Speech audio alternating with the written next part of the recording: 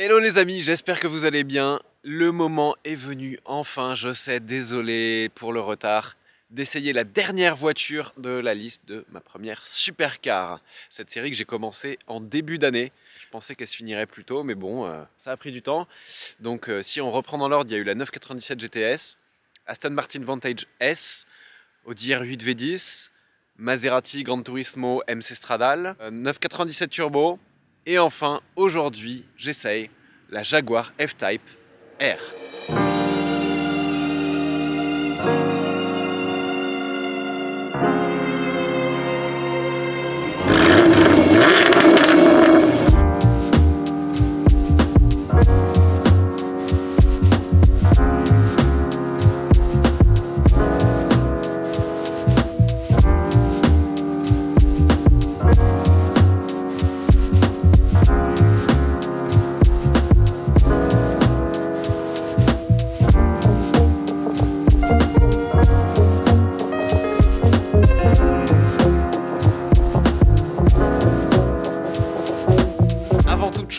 Pour plus de vidéos dans ce style, n'oublie pas de t'abonner, c'est juste là, et d'activer la petite cloche des notifications. Tu peux aussi me suivre sur Instagram et sur TikTok.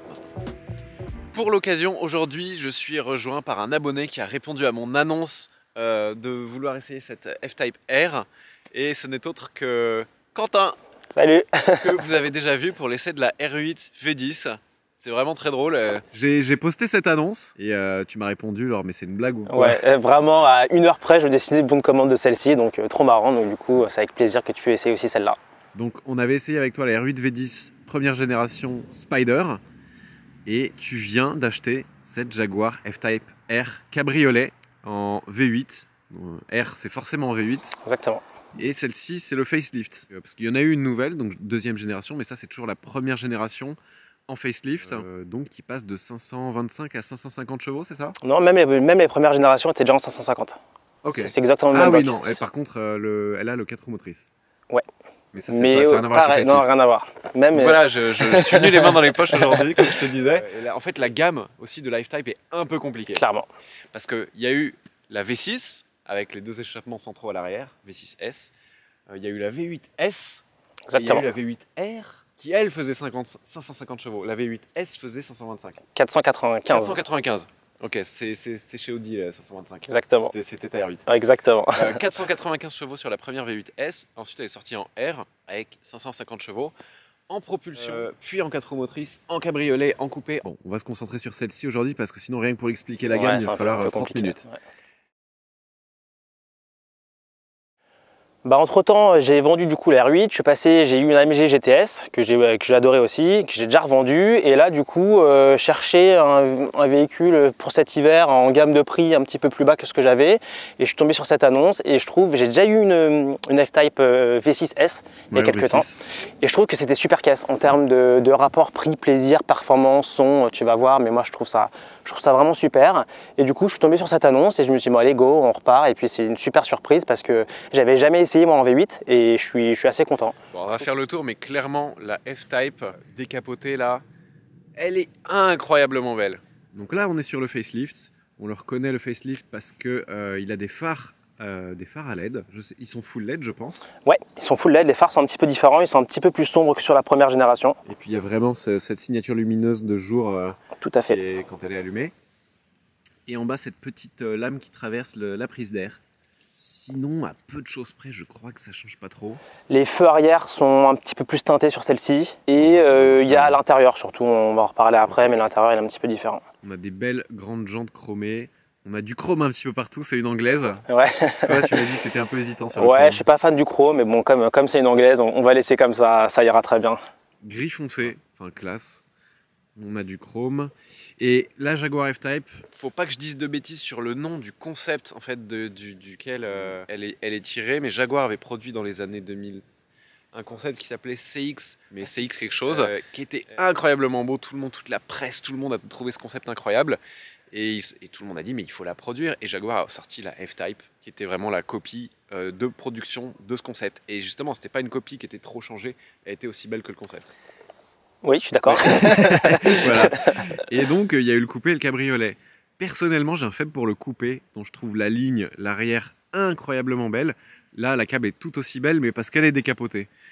Quand elle était capotée, on en a parlé, la capote chez Jaguar casse un peu la ligne. Ouais, comme souvent sur les capotes en toile. Moi, ça me dérange peut-être moins que toi, mais c'est sûr qu'un coupé, c'est toujours plus bon en ligne, c'est évident. On a des poignées affleurantes. Ça, c'est très joli aussi. Quand la voiture roule ou qu'elle est verrouillée, ben, les poignées rentrent. Voilà, merci Quentin. Regardez ce cul, pardonnez-moi l'expression. Hein. Elle est sublime. Elle est sublime. C'est une de quelle année celle-ci? C'est une 2018. Ok. Et il y a quand même pas mal de différences. J'avais, comme je t'ai dit, la V6S avant. Il y a pas mal de petits trucs esthétiques qui font la différence. Le diffuseur arrière, les pneus sont plus larges, elle est plus posée. Un diffuseur qui est peint, je crois. Exactement. Sur le facelift, ouais. Alors qu'il était noir, en plastique noir sur le avant, c'est ça? Ouais. Et puis c'est sorti d'échappement. Depuis que la F-Type R est sortie, c'est canon. Mais regardez, c'est canon. Et croyez-moi. Alors, vous savez que j'aime le son moteur, mais alors là, ouais. Elle est vraiment très très belle cette F-Type R. Donc on est sur un coupé, 2 places, moteur avant, V8 5 litres à compresseur, ça vous inquiétez pas, on va en reparler. 2 places et à l'intérieur c'est le luxe à l'anglaise, c'est vraiment très très bien fini. Et comme celle-ci c'est une des plus récentes, elle a vraiment les derniers intérieurs qui sont très jolis, notamment les sièges baquets avec le chrome, les surpiqûres. Et ici il y a des petits détails aussi qui changent sur les boutons, c'est vraiment du détail mais ça rend un petit peu plus moderne. Et je crois aussi le bouton Start and Stop qui passe du bronze au noir. Ouais. Sur celle que j'avais avant, sur les phases 1, elles sont toutes en bronze avec les palettes bronze aussi. Les palettes bronze aussi. Exactement. Et là, je sais pas pourquoi, ils ont passé en noir, mais je trouve ça plus sympa. C'est plus homogène, disons. Ouais, clairement. Moi, j'aimais bien le petit détail bronze. Et du coup, voilà, le volant Jaguar avec peut-être un petit peu beaucoup de boutons. Aussi, pourquoi je l'ai mise dans la liste cette voiture, c'est que le son en V8 R, je sais pas comment Jaguar a homologué ça à l'époque. C'est indécent. On y va.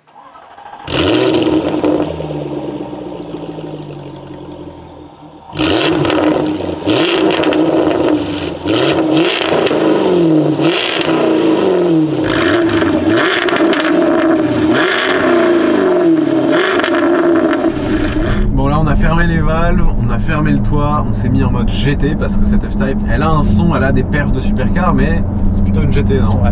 On a beau avoir un V8 5 litres à compresseur sous le capot, 550 chevaux, 680 Nm de couple et des performances très très sérieuses, 0 à 100 annoncé en 4 secondes 1, mesuré en 3 secondes 7, 300 km/h de Vmax. Clairement c'est vraiment du lourd, mais là on est dans une GT confortable, dans un cocon de luxe, à l'anglaise. T'as tout résumé là, la voiture quand tu es en mode confort comme ça, c'est une voiture moderne avec toutes les assistances et les aides à la conduite d'une voiture classique. Et ouais, c'est hyper confort, pour faire de la route c'est top. Tu me disais sur la route elle consomme pas trop? Non, je suis hyper étonné de la consommation. En roulant cool, régulateur à 130, 140, on est à moins de 10 litres au 100 quoi. Donc, moins de 10 litres au 100. Ouais, vraiment moins de 10 litres au 100. Moi ça fait longtemps que j'ai pas une voiture qui consommait aussi peu avec des performances comme ça quoi. Par contre quand on s'amuse un peu c'est plus pareil, mais bon après c'est logique, hein. Tu peux pas tout avoir. Petit défaut sur le cabriolet, c'est qu'il n'y a vraiment pas de coffre. T'as vu, le coffre il est vraiment tout petit, oui. Il est mal foutu, donc c'est pas très très pratique. Alors que sur la coupée, le coffre il est quand même pas mal plus grand. Donc il y a un vrai avantage à ce niveau-là sur le côté pratique. Même si c'est pas pour ça qu'on achète ces voitures-là, c'est important pour partir en week-end d'avoir un peu de coffre quand même. Là on entend un petit son à l'accélération, mais c'est très discret. Je reste en mode normal, j'ouvre les valves. C'est le même son mais juste plus présent, il y a plus de basses. Ouais. On entend que ça se réveille quand même. Hein. Ah. Et je sais pas si vous avez vu le Jaguar sur le signe Jaguar à l'avant, il est énervé. Je me demande s'il a pas la rage. Et clairement sa tête elle est raccord avec le bruit de l'auto. Assez testé du mode confort, c'est bien. Elle joue très bien son rôle au mode confort, la direction est très légère. Et il y a un bon retour de volant. Elle est pas floue. Pas du tout. Elle est assez légère, mais tu sens ce que font les roues avant, ça c'est rare. On est sur un câble, je te propose qu'on laisse les valves ouvertes, mais qu'on ouvre aussi le toit. Allez. Et quand tu es en mode normal avec les valves ouvertes, elle fait des retours, mais quand tu la mets en boîte sport, elle en fait beaucoup plus. Ok. Au moment de la mettre, c'est comme sur la BM à gauche. On peut le faire en roulant? Ouais, jusqu'à 50 km/h. C'est génial ça. C'est super rapide. Tu vas voir là, boum. Ah oui, parce qu'il n'y a pas de trappe qui s'ouvre à l'arrière, il se ferme directement dans le... Heureusement, parce que déjà que le coffre est pas grand, si en plus ça prenait de la place dans le coffre. Start and stop. Là on est en mode normal. Hein. Bon, on va passer en manuel tout de suite, il faut juste toucher aux palettes j'imagine. Ouais, et mettre la boîte sur la gauche, comme ça tu passes aussi le mode sport en boîte. Ouais.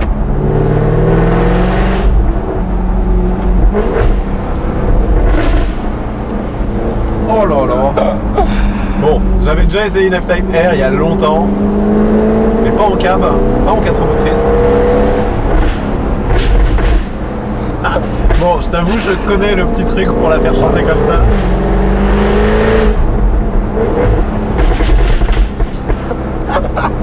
Mais comment chez Jaguar, il y a un mec au niveau des validations qui a dit ok, on valide ça. Ouais, voilà, j'ai jamais vu ça. Et c'est pas tuné, c'est d'origine.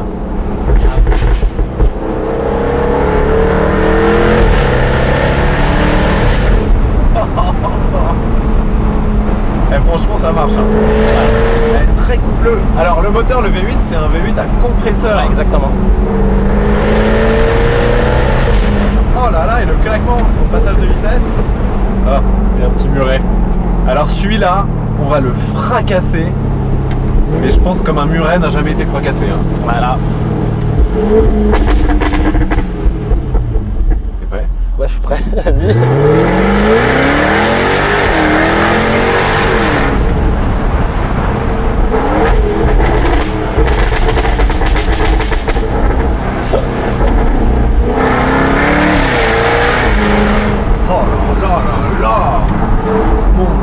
Et oui monsieur.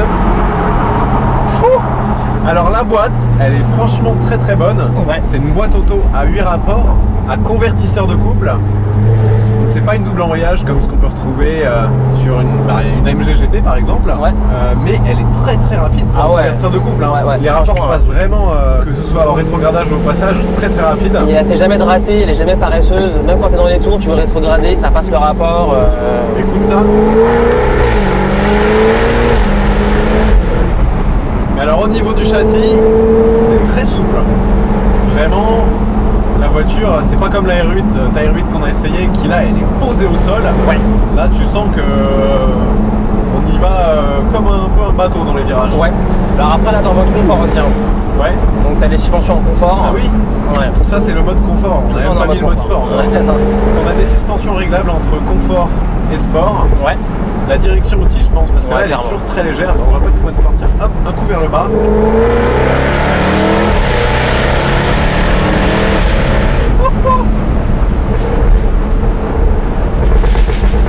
Non, mais c'est n'importe quoi. Bah, la direction, elle est toujours très légère. Oh, mais c'est pas possible. Ah, on dirait qu'on a mis un Albanais dans le coffre, un mafieux Albanais, tu vois, qui a envie de sortir. On va faire demi-tour ici. Oh. Les 4 roues motrices, donc en fait, le problème c'est que la première F-Type R en Pro-Pu, même sur le sec, Ouais. c'était très dangereux parce que vraiment c'était une savonnette. Ouais. Là en 4 roues,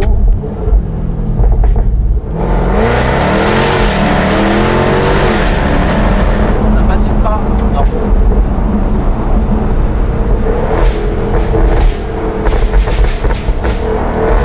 En fait, pour faire ces explosions, quand tu es sur la décélération, tu caresses l'accélérateur. Exactement. Tout Tu léger. juste tu le touches, ça donne pas d'accélération, mais ça fait une petite injection d'essence suffisante pour.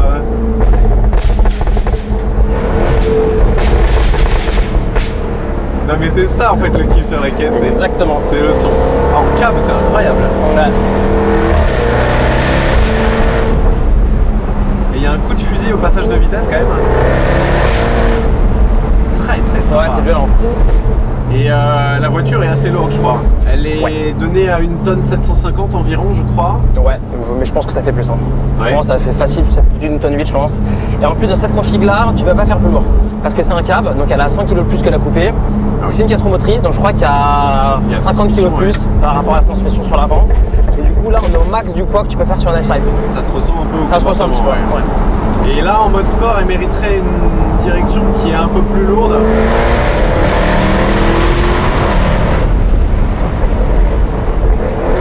Et la boîte, elle rechigne pas. Oh, oh la vache! Oh la vache! Et là, sous les arbres.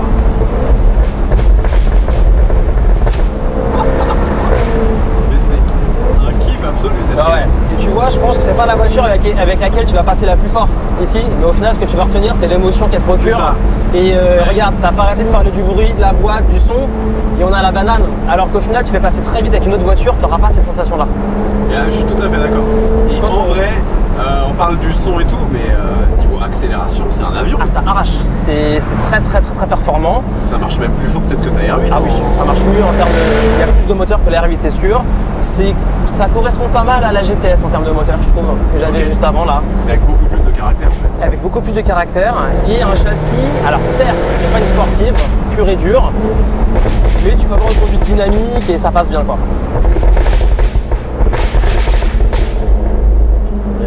C'est vraiment une voiture de débile. Hein. Ah ouais, c'est... Tu vois ce que je veux dire? Ah ouais, clairement. C'est pas vers toi hein, que je dis ça.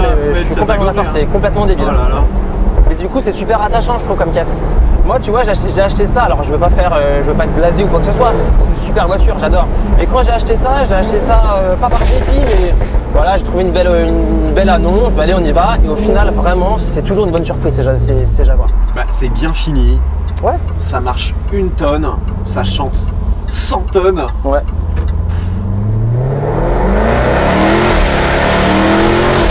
Qu'est-ce que ça marche? Ouais. Vraiment. Pour retrouver tout ça, on en parlait aussi en venant tout à l'heure en termes de budget, c'est hyper bien placé cette voiture. On est où en termes de budget pour une F-Type R coupée comme ça, cette génération-là en 2018, donc les phases 2, ça vaut 85 000 € équipé comme celle-là avec ce kilométrage-là. Sur le marché français, ouais. Ouais, 80-85. Une caisse de 2018 qui fait 550 chevaux, qui fait un son comme ça, bah. Il faut une vraie supercar moderne qui vaut 300 000 € quoi. C'est clair. On était en train de discuter ça à l'aller, c'est que de série, pour moi, même toujours actuellement, il n'y a aucune voiture qui fait autant de bruit, autant de décibels. Ouais. Je ne sais pas comment Jaguar a homologué ça. Il y a la Huracan Performante, Huracan Evo qui est pas loin, mais qui fait, je pense, quand même un poil moins de bruit. Ouais. Enfin, c'est quand même insolent, mais en décibels purs, je pense que la F-Type R... Et ce que je me disais, moi ça me fait tellement marrer cette caisse, je trouve ça tellement débile que j'ai envie d'acheter la même, peut-être en coupé et en SVR. Ouais. Parce que ligne titane, meilleure suspension, frein céramique, donc du coup ça va pallier un peu au freinage et au châssis je pense. Et je pense que c'est un outil quand même, la SVR. Ouais, elle compense peut-être les défauts de celle-ci en sportivité. Exactement. Tout en gardant le côté fou du son. Mais écoute ce bruit. On dirait qu'on a mis les gaz sur un Riva. On est en train de... Parce qu'elle est... Bon, tu passes pas trop les vitesses je crois sur un Riva, mais en suspension sport elle est raide, hein. Tu sens la route. Ouais. Et les sièges sont pas trop mal. Je me verrais bien faire des bornes avec ça quand même. Ouais.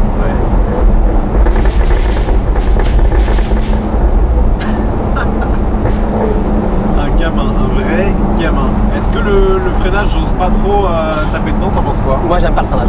Je trouve que c'est le point noir de la voiture. Avant j'avais donc comme je disais la V6S où j'avais le système de frein classique. Il y a deux options. Il y a un système performance sur les Jaguar qui sont de série sur les R. Ouais. Moi sur la V6S j'avais pas ce système de freinage là. Déjà je vois pas de différence avec la V6 en freinage.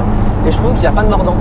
Je trouve qu'il n'y a pas d'attaque. Je sais pas ce que tu en penses. Par rapport au perf de la voiture et au poids, je trouve que le freinage il te met pas trop en confiance. C'est la saison de la chasse.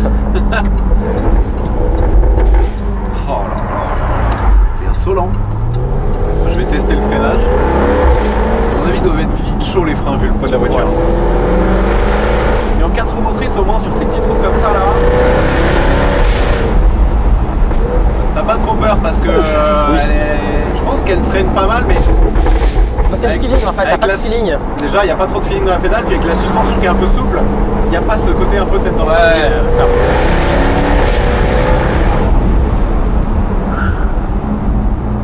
Ouais. On sent que le poids l'a trahi un petit peu, c'est vrai.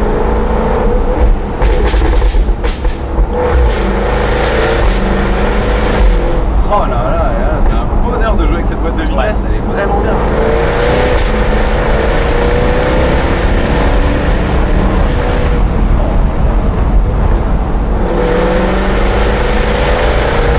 Oh là là, vraiment cette voiture. Ouais, moi je trouve ça très sérieux hein, comme caisse pour le prix, quel compromis, quel bon compromis. Ouais. Et aussi un autre truc, un aspect dont on parle à chaque fois dans cette vidéo, c'est la cote des voitures. Donc pour 70-80 000 euros, tu peux trouver une belle F-Type R en coupé, plus qu'en cab. En cab, c'est un petit peu plus cher. 70-80 000 euros, c'est une somme d'argent, il faut tout remettre en perspective. Mais pour ce genre de caisse neuve aujourd'hui, c'est vrai, il faut dépenser 200-300 000 euros. Et pour moi, c'est vraiment une caisse qui a atteint son prix plancher, la F-Type R, et dont les gens se sont pas encore rendu compte ce que c'était. Ah, je suis complètement d'accord avec toi. Et d'ailleurs, à l'époque, quand j'avais acheté la V6, je m'intéressais un peu au V8. J'étais un peu short niveau budget, donc j'ai pas pu. Et maintenant, elles sont plus chères qu'il y a 2 ans. Les V6? Les V8. Enfin, les V6 aussi d'ailleurs. Elles ont toutes remonté un petit peu en cote parce que les gens se rendent compte qu'au final, c'est un super compromis. Hein. D'une part, c'est un super compromis. Jaguar a annoncé qu'il passait en full électrique. Il ferait plus de voitures thermiques à partir de 2024-2025. Donc c'est après-demain, si tu veux. Ouais. Donc tout ça c'est fini. Ouais, je pense que c'est un bon collector. Des voitures comme ça, ouais. On n'en fera plus. Donc c'est un collector. Pour moi c'est un super investissement, mais alors peut-être pas à court terme parce que les gens se sont pas encore rendus compte de ce que c'était. Ouais. Mais surveillez la cote des F-Type parce qu'à mon avis c'est un futur collector. C'est incroyable. Bah, pour peu qu'on ait encore le droit d'utiliser de l'essence aussi. Ouais. Donc une très bonne surprise en fait, cette F-Type R. J'en avais un bon souvenir du côté vraiment sauvage du moteur. Ça n'a pas changé. Après, un des derniers points noirs, c'est que c'est un bon achat, mais c'était un peu difficile à vendre apparemment la F-Type R. Ouais. Faut vraiment trouver celui qui veut une F-Type R. Ouais. Disons que quelqu'un qui se balade dans un showroom, quand il va avoir plusieurs voitures dont une F-Type R, c'est pas sûr qu'il se... Clairement, et puis il y a eu tellement de versions différentes. Quand tu compares ça, on n'en a pas parlé, mais au 4 cylindres ou même au V6 classique, c'est quand même le jour et la nuit. Et d'un point de vue carrosserie, ça reste quasiment la même voiture. Et les gens, ils font peut-être un peu l'amalgame entre les différents modèles. Et là, on est quand même sur quelque chose de bien plus sérieux que le reste de la gamme. Quoi. Et puis les gens qui connaissent pas trop l'auto se disent peut-être c'est une Jaguar, c'est peut-être pas fiable, c'est peut-être un peu lent. Puis Jaguar, c'était vieillissant il y a quelques années. Et là, c'est une arme de guerre le truc.